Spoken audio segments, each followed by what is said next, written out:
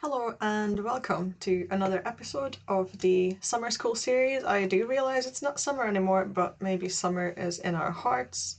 Also, time is not quite real in a way that we should care about it too hard.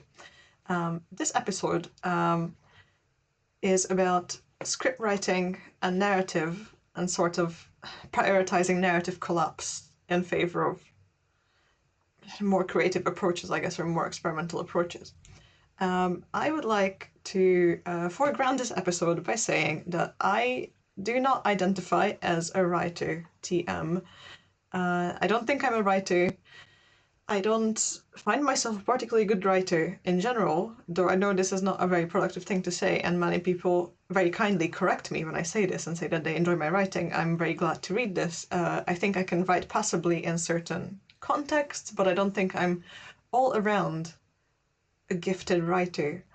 And well, there's layers to this. I think a lot of it is just practice. I am a very prevalent reader, and I used to write a lot in my youth, when I was between the ages of, well, like I said, 11 and, well, even before 11, I just wrote it in a notebook, but I wrote in conjunction with others between the ages of like 11 and 19, 20 very fervently, mostly fan fiction, but also some original content, but it was all like with a tone of fan fiction. So that's that's my writing background. I'm a very varied reader, at least.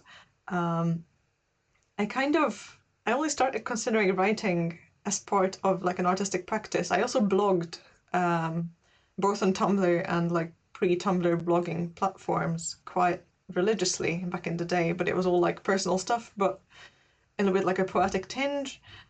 There is like a very particular tone of blogging that speaks to, and it's a sort of like confessional autofiction, sort of, but it's more auto than fiction. Anyhow, I just wanted to kind of lay this groundwork down before we start, and to take anything I say with a pinch of salt, because I'm just making this up as I go, which is true for my entire practice. Basically, the first time I started considering writing as part of like an artistic practice was in my second year of university, where I think it kind of started as I was sort of still writing these like confessional toned blog type things and kind of connecting them to my artwork. This was when I was starting to discover video, so I had this need to kind of insert a narrative, and the narrative had to be written. And I was trying to consolidate this like private therapeutic writing practice with like an artistic writing practice, which has to be different. And my works are very personal, but they are not personal in the way of the like confessional, often private blogging I was doing. And I still, I write in a diary. It's not the same tone of voice. And at the time I had a tutor who, for some reason, I think he was trying to push me to like do like sound art kind of stuff, and to do things like look at images from this film I was really obsessed with, and I still am. It's 5 centimeters per second, the animated film from Shinkai Makoto from 2007. I was revisiting this in my second year, and he had this idea of me looking at scenes from it and then kind of writing a narrative that just describes what is on the screen, and like seeing where that takes me artistically. I guess it's a good exercise. It was also a really weird thing where he then got me involved in his PhD project, and I had to like do a lot of like audio description of things for him in like an artistic sense, I suppose. Which I never got paid for, even though I was promised payment. I kind of got ghosted halfway through, classic. But and also it's kind of like a weird thing if I think back, because some of the positive comments I got from him is that he was really drawn to my voice, and particularly my accent. And I have been told by many people that it's really calming to listen to me speak, because I have like a relatively low register of speaking in terms of tone in my voice, but also I have like a vaguely Eastern European accent. And then he was then using this in his PhD artwork, and I think it was used with like a tone of this being like an exotic voice to add something to the work, but this person was not in any capacity Eastern European, so I feel like it's a weird case of mild appropriation. Anyway, this is a tangent. So that's when I first started using this sort of like writing thing, and then I was like, okay, writing can be part of an artistic practice. It doesn't have to be a separate writing thing. I don't have to write a novel. The text can be part of the artwork. And then eventually, as I was developing the videos, I needed narratives for them, and I chose this sort of narrator. I assume this narrator persona in the writing to go with the character that is also sort of me, but not quite me. Because A, I'm not that good at making things up, and also I think it has some interesting narrative qualities in terms of like what's a reliable and unreliable narrator, but we may get to this later. So that's a long intro, but basically I wanted to talk about how I write the scripts for my videos. If you are familiar with my work, let's get my website up, which actually I had open for some reasons. But so, you know, if you're familiar with my work, it's mostly video stuff. And if you look at my videos page, you will see that I put out approximately one video per year. That's because I work on them alone and they take a long time to make. And they are like 20 minutes long, and usually those, like 15 to 20 minutes long, I suppose. And usually these are filled with like an ongoing narration in which a narrator is sort of telling a story that relates to the things that are being depicted in the video, but it's not like a direct narration. It's kind of like fragmented and floating in and out of focus. This is partially because this is how I wish to write the things, and also partially because of my own like limitations within my writing practice. And I often get questions about how these are constructed, because they are like quite intense and quite complex, and then they like the different registers like weave in and out of each other. And I talk to people, both fellow artists or just art enthusiasts, and also students now that I have a teaching job at the university part-time, about how these scripts are constructed. And I basically wanted to walk you through this process. So there's a segment on my website. If you go on it, in the side menu, you can select this bit where it says notes, and it will take you to this page that's already loaded, which is basically just a Google Drive folder that is opened up into here.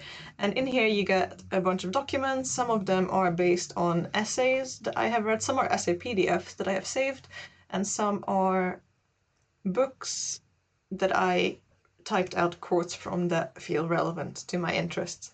So basically, as I'm navigating my practice, I have a lot of interests. Some of this is academic. It may be these academic books that like kind of show up in this folder. Like, for example, one of my favorite books, The Anime Machine from Thomas Lamar.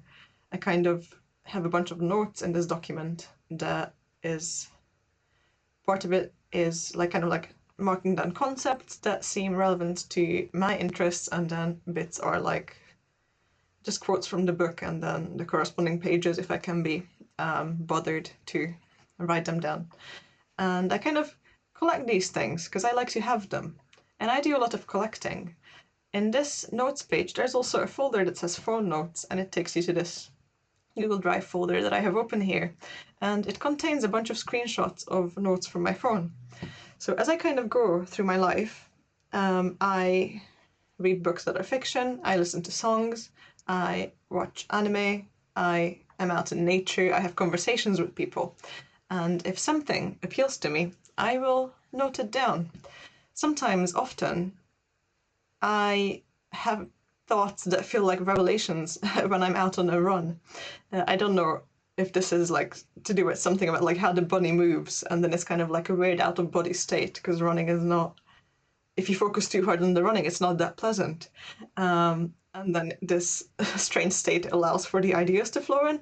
But anyway, I make these notes. I will show you some of them. Some of them are really cringe. I think these are mostly from a few years ago. I should really update this folder because the phone notes are multiplying. So, you know, I may have an idea. Here, there's a little section about the conversion of a self back and forth. I think the idea here is like converting my real body into an avatar, and then kind of thinking about the literal data conversion. and then how I have my avatar that I draw with my hands, but then at some point I did like a 3D model of them. And like those are very different like data containers in a computer, and then I was trying to imagine what a personality or like an identity goes through when it gets these conversions from one kind of data into another, and then trying to liken this to a sort of sense where like you have a self mythology, a narrative of yourself, and then inconsistencies happen in life as it does. No one has like no one is a complete narrative, and then whether like glitches in the data may feel the same way when you remember something about yourself that doesn't quite fit your current image and narrative of self. And then it's like the narrative starts cracking as it travels from one place to another, and then another, and then another. So this is the sort of stuff I may note down. Or there's a little quote from Ursula K. Le Guin's The Left Hand of Darkness. So, you know, things that come to me. I have some thoughts about AI that I liken to this very good speech from Battlestar Galactica that continues to inspire me about kind of seeing the mimicry of human form and human perception as the ultimate form of like AI and robotics. There's lots of things. Sometimes I just have, you know, a vision about fanfiction tropes and Azuma Hiroki's theory, which I vaguely outlined in the previous video about animation. So it's sort of like, this is what I mean when I say I collect fragments. Some of these reflect on books I'm reading, and some of them come from just feelings. Some of them are reflections to artwork that I see. So I have these things, and some of them are also just things like thinking about crows in the film of Suzume and Haibane Renmei, an anime that I've liked for a long time, and how feeling like crows are maybe coming from a different word. That's it, that's the notes. So I collect these through my life. And if you watched the first episode of this video series, then you will have seen that I kind of conduct my animation practice in a similar way when I'm making the videos. Like I will watch an anime and I will like a scene, or I will see something in real life and I like how the light hits a certain building, and then I take a picture and then I try to put my character in there. And so I'm working on this with my hands and also, you know, thinking with my head with my little phone notes and collecting things. And as I'm working on these, the fragments eventually start, you know, combining together.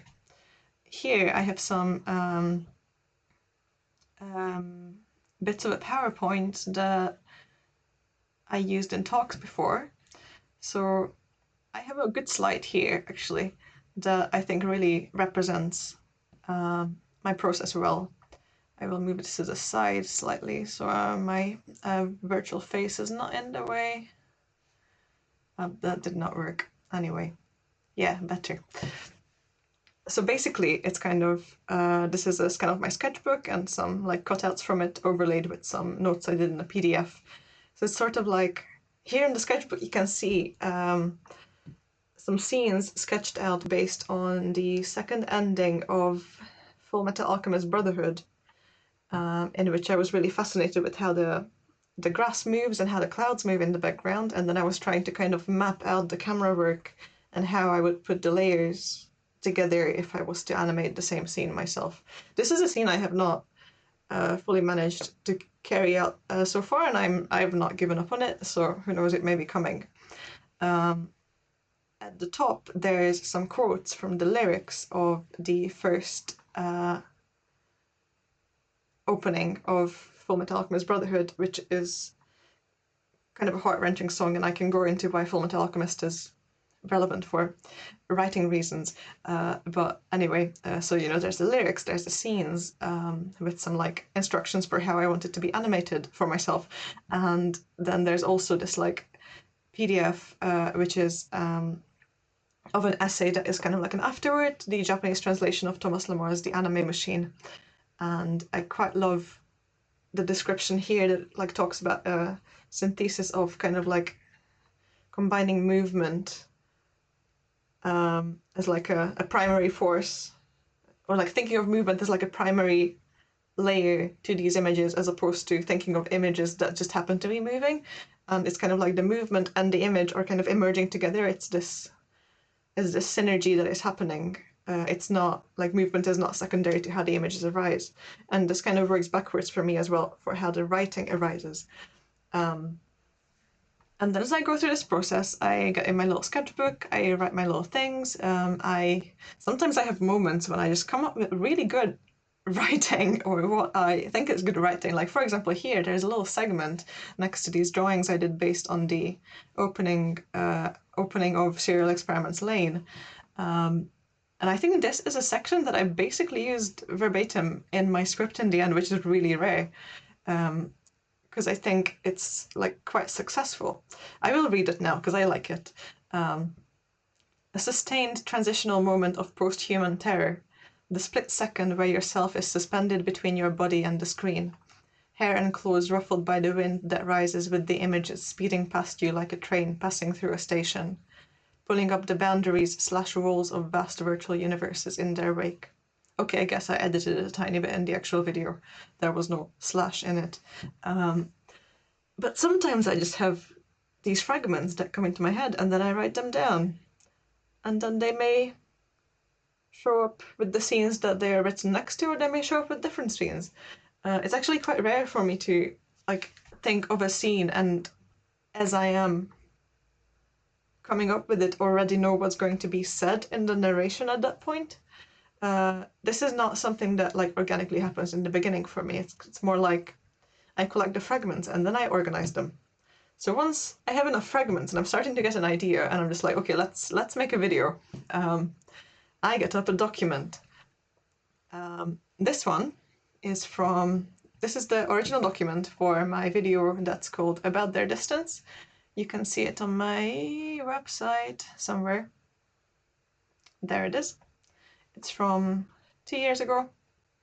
Yeah, it's like 15 minutes and it's about the distance between basically a fictional, like a virtual place, and then the real place that it's based on, and also about dreams. So for this video, the document is titled TBD, to be decided, because I didn't even have a title, but then eventually I had an idea, so I put it in here. So here I have some bits of text from the narration of 5 centimeters per second, a film that is very relevant for this video and my practice on the whole.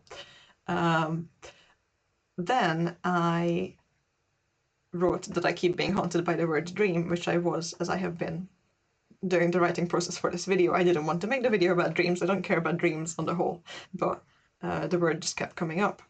And then I, write about it. I look it up in the dictionary. Then I write some thoughts that say, oh, maybe during this part I will show some roadside shrines and like suburban bits.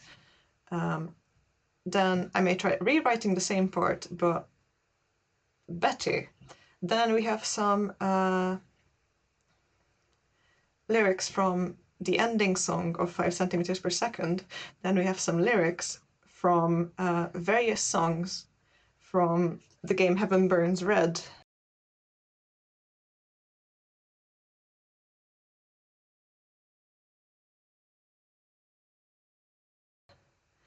And then we have the lyrics from a Vocaloid song, which is actually very relevant to the creation of this video. And then often I will have things that I have written in documents for different videos that were ideas that didn't end up being used in that video, but I think they are good, so I kind of copied them into this monster document that I set up in the beginning. And then I just write. I need to, the words need to come out. They don't have to make sense, and they don't have to make sense as a longer narrative. And some of these are paragraphs, and some of these are just questions, and some of them these are quotes from lyrics of a Naruto opening that is both visually very interesting, but also the lyrics are interesting for the ideas in the video about distance. Then I have this bit that says movement prod. I have no idea what that says. And then it kind of, oh yeah, and at the end I have the copied in bits from other bits. So basically I have this like 7-page monster document, and like none of this makes sense. So for a long time, as I'm working on the animation in the background, I'm collecting these things and trying to consolidate them in this big document. Then I make another document that is called Script Cleanup, in which I start cleaning up this ugly document, kind of changing things around, moving them around in the script, making them sound better if possible, and also starting to pair them with scenes that I have been working on or scenes that I have ideas for. For example, here in the beginning of the video, I actually had quite a clear vision from an early stage, which is sort of rare for me. The all caps text is kind of like my understandings of like scenes that I want to make. It's sort of like stage instructions. So it's sort of like I'm imagining, okay, there's going to be train sound, and there's going to be a blue sky with the character crouching in front, then there's going to be these things, and then there's going to be a noise, and then a scream wipe, and then the hand is going to come out and grab yourself, and then yourself is going to disintegrate. Yourself is the character. Actually, this happened differently. I ended up moving the hand out, grabbing disintegrating scene to a later point. So I will make this document, and I will be trying to pair the scenes and the bits of the script, and also at this stage I start to look at whether the script makes sense as a whole. Like, is there a line leading the viewer through it?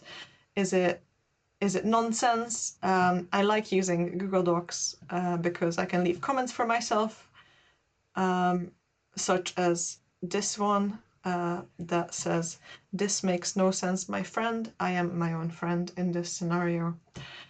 And then you see it's kind of disintegrating towards the end, and then I will have the ending part.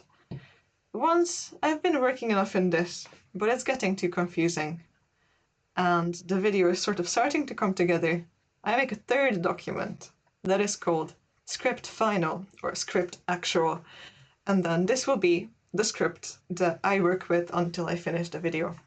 And usually I will have a setup. Actually, I use the different system in this one, so I will be working on the script, and I will be trying to think of it as like, okay, this is something that flows through time, and I try to think of what makes sense visually and narratively at the same time. So it's an exercise in consolidation. And then I have all these scenes that I tend to highlight them when they are not done. It seems I used to have a system where I highlight things that are yellow that need to be done. And then I either take away the highlight or I color it a different color when they are done, so I know if something is missing. And there's also, like, options to consolidate here. There's also question marks when I don't know what's going to be put in there. It's really annoying when I eventually figure out what's going to be put in there, but I don't update the script, and then I don't have like a nice cohesive document. And also it's really annoying because sometimes the writing doesn't quite work, and I come up with a better phrasing or a better way of doing it as I'm recording the narration, which I kind of do in chunks as on the voice recorder as the video is being made. But then I forget to update the script, and then I'm trying to do the subtitles and it doesn't match. Life, full of hardships. Actually, I wanted to show the script for my most recent video, Borderless Interface, which is also on my website. That is a bit easier to understand because I started using a different color coding system. This is really, unnecessary to explain, but so I went with yellow for the scenes that were not yet done, red if I was not certain at all of what was going to go in there, so like something that requires immediate attention, and then I changed the color to blue when a scene was done and matched the timing of the narration, and then like the music was figured out and everything. And then in the end I end up with this very satisfying document that has all the bits highlighted nicely. So that's basically how the script is born. I think often when I speak to people who want to work with video, or just work with video very differently, or like students who are unsure about how to figure these things out, I think often they try to go from the point, which is the end point for me. Like, they want to have this document first, you know, with the nice colors and where you know exactly what goes where, and then you start making the video. But, and I think there are people that work like this, like my friend Christian, who is also a brilliant artist, appears to work from the script backwards, which I find insane personally. But well, he has a very different approach and is like more about like cinematic curves and stuff. But anyhow, I think the final script as a document is really it's a menacing thing to have to look in the eye, and I think it's quite hard. And what you need to be doing is that you need to be making something, and you need to be making progress. So I think the fragmented approach can be one that's really worth trying. And also I think the fragmented approach can take you to places that you initially would not have thought that you would arrive at, because the script is being made at the same time as the video is being made, from the same, like from fragments of the same source, but like via different interpretations, like via textual interpretation and visual interpretation. Interpretation is not the right word here. It's more like extrapolation. But it's like as the making is happening, it's affecting the script, and as the script is being written, it's affecting the making. So it's this like mutually generative process. And both of these are different modes of making, especially the visual making. Like you make things that you cannot quite comprehend, like logically or via text. And that can really have an effect on how the text and the video evolves, which I think is hard to access that zone and mode of thinking if you start with a very exact script from the beginning. I mean, obviously you can edit as you go along, but well, people work in different ways. This is how I work, and I wanted to talk a bit about it so it can be like a resource for people starting out. And something I wanted to talk about a bit, I don't want to ramble on for too long, I say this as this is probably already too long, is just some bits about narrative, and also I mentioned FullMetal Alchemist. So if you know my work, you will know that I made a series of videos which I kind of think of as like my first serious video artwork out of university. It was the Monomyth Gaiden series, and it was made up of 4 parts: Departure, Initiation, Return, and where is Master of Two Words? There it is, Master of Two Words. This was a video project I carried out over 2 years, the 2 years that I spent in Japan on the Max Research Scholarship from the Ministry of Education and Culture in Japan. I was in Tsukuba, a small town out of Tokyo. And basically, I wanted to make, you know, videos, but you kind of, it's hard to sit down and think, I will make a big video work and then just get started. So I thought, I am very fascinated by narrative structures, and particularly the hero's journey, which is also known as the monomyth, which is how a lot of like legends and epics are constructed. It's a story structure that has been identified by the narratologist Joseph Campbell, or more like it's been described in this way by Campbell, and he named it the hero's journey. And I got really fascinated by this because at the time I was watching FullMetal Alchemist Brotherhood, which is an anime based on a manga called FullMetal Alchemist, and there's 2 animes. One does not follow the manga, and the one called Brotherhood, does follow the manga. And both are good in different ways, but Brotherhood is my most favorite. And anyway, I was really fascinated by FullMetal Alchemist because I was looking at these ideas of sort of like breaking outside of the human perceptual system.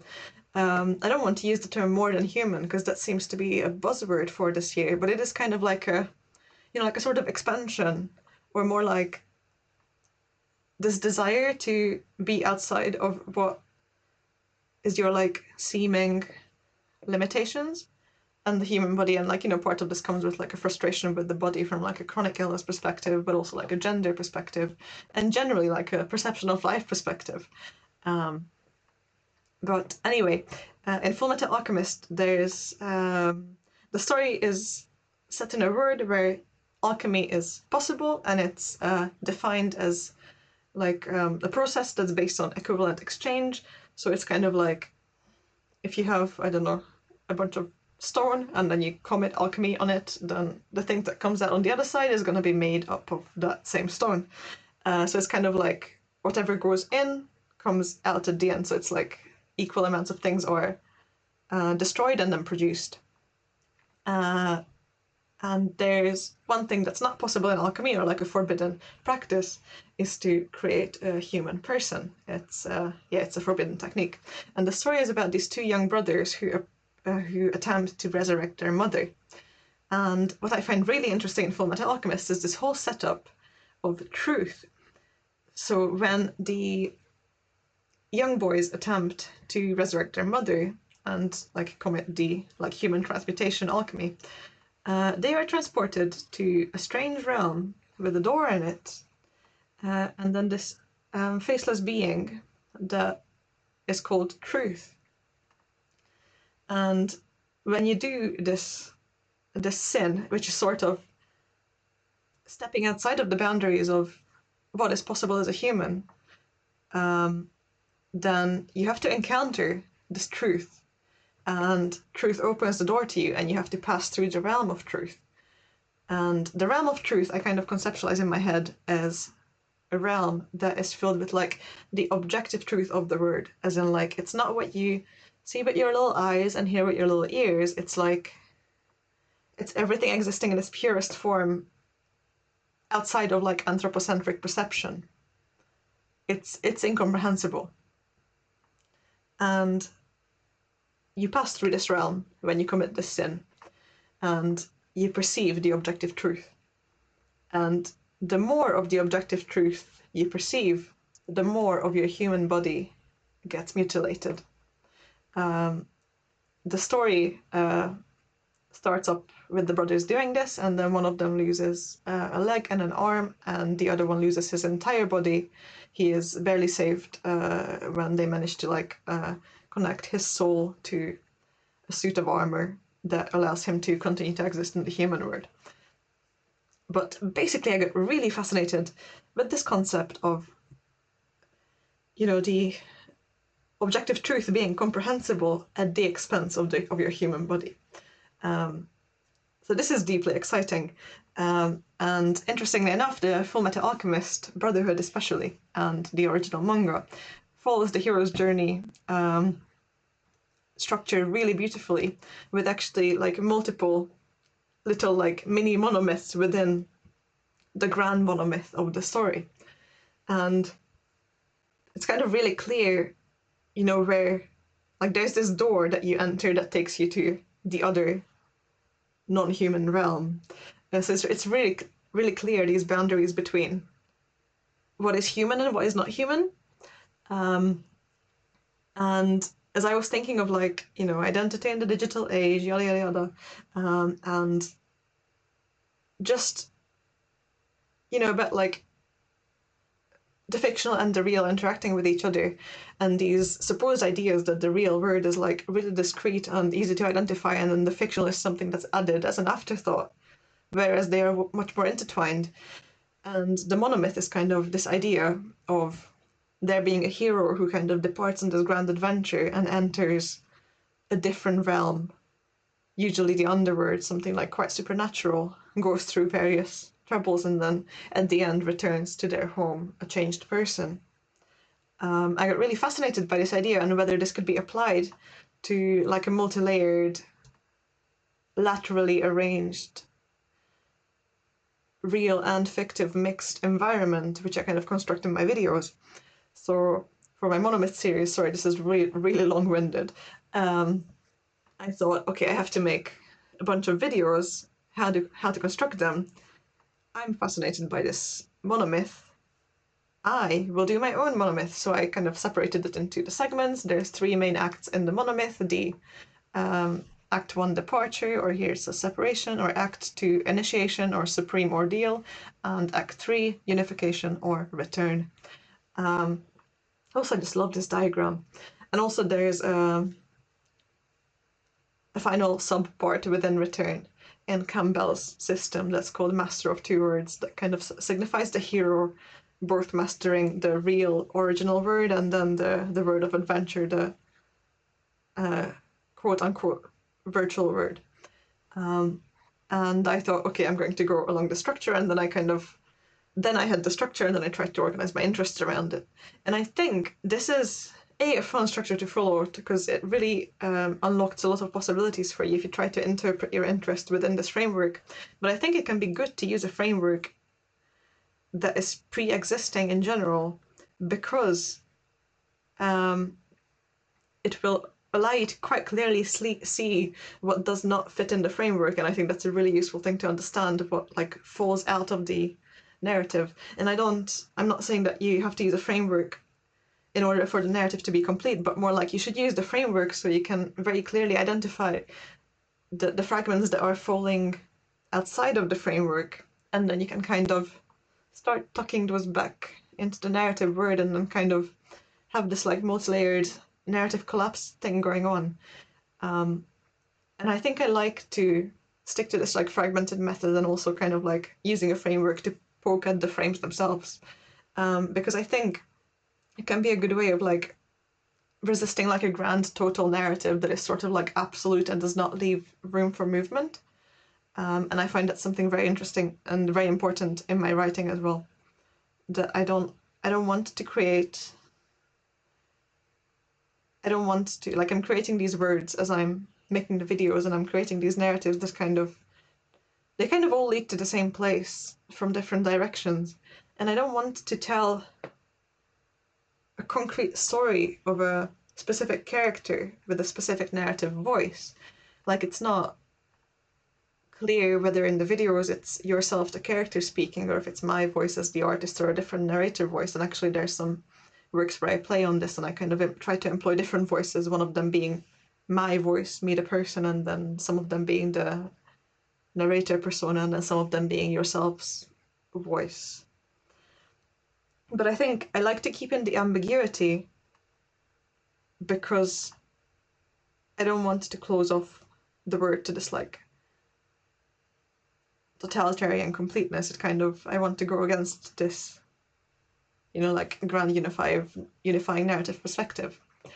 And that's basically how I make the videos. So, you know, get obsessed with things, take lots of notes, and then the writing is manifesting as a sort of embodied practice, in which I am writing, you know, with my head, but I'm also making the art with other parts of my body that think in different ways. And then the writing kind of arises based on this. And maybe a good way to kind of end this video is to mention the anecdote that I was going to mention in the beginning. So about their distance, my video. I don't know about how any of you make work, but I find it really hard to finish things.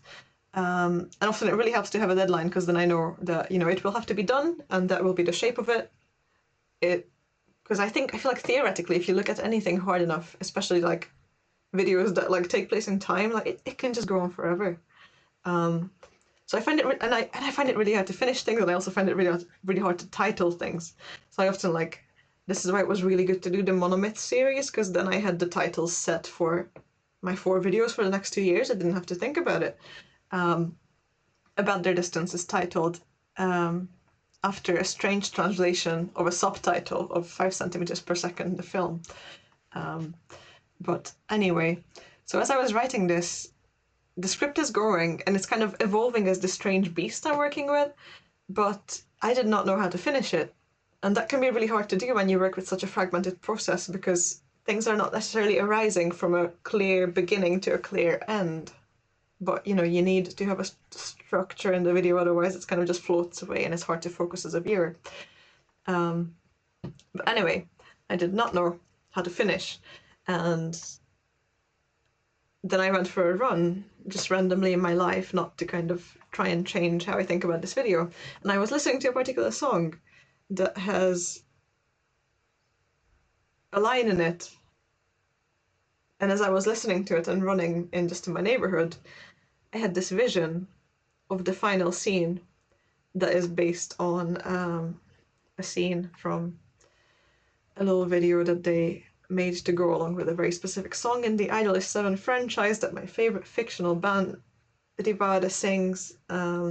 And they had this video in one of their live concerts with the voice actors. And anyway, I bought the DVD just so I could see the full video, because otherwise you can't get your hands on it. Bandai Namco has so much of my money. But anyway, I was listening to a song, and then I had this vision of the scene kind of fading out with the train in the background. And then I knew that that's how the video had to end. And then I thought, the vision arrived, it works, that's how the video is done, and that's how the writing process ended. So I think that's roughly all I have to say about script writing and narrative for now. There's a lot more to say, obviously, but I'm trying to keep it more or less concise, and I hope that this may be interesting to someone to hear, and maybe useful to someone who is hoping to try a different process. Enjoy the rest of your days, people. Thank you.